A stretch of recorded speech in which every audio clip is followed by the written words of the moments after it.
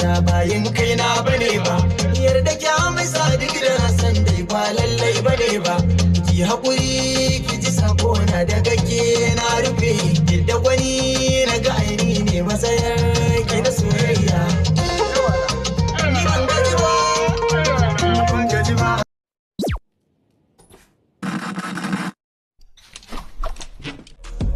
Daga arewa ne.